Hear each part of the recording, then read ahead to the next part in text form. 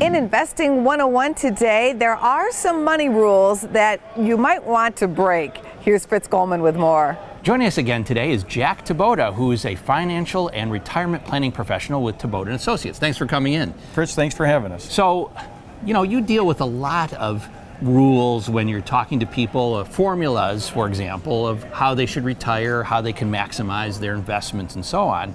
But not all the time do those rules work. You have rules to break rules. So tell me about a few of these. Well, some of the rules that we see, it makes sense that we may break those rules. First of all, early looking at setting money aside for retirement, we have this called this 10% rule. 10% means if I set aside 10% all the way through starting from my 20s, when I retire, I should have enough to retire on.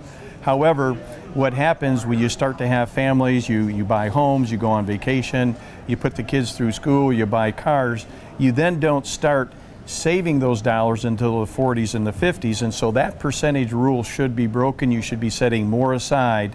The later on that you start putting money aside, you should be putting more money away. Give me another example. Well, there's this one about the credit cards.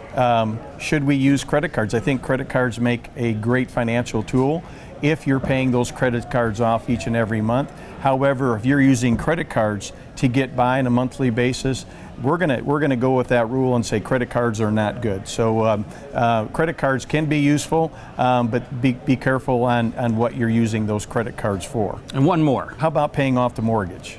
Paying off the mortgage is a great one. If most people who come in, if they don't have that mortgage paid off by the time they're ready to retire, most likely they're going to have that mortgage or that payment balanced in their budget in retirement.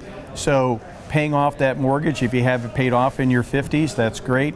But if you don't have it paid off in your early 60s or late 60s, then pretty good idea. Just we'll go ahead and keep that mortgage and do the best we can on a budget situation. I know that one in particular because I just did it myself. Fantastic. Congratulations. Thank you. And thanks for coming in, Jack. You're welcome. I appreciate you having me. For more Business First AM, check us out on social media. We're on Facebook, YouTube, and Twitter. And go to businessfirstam.com for where to see our show on TV.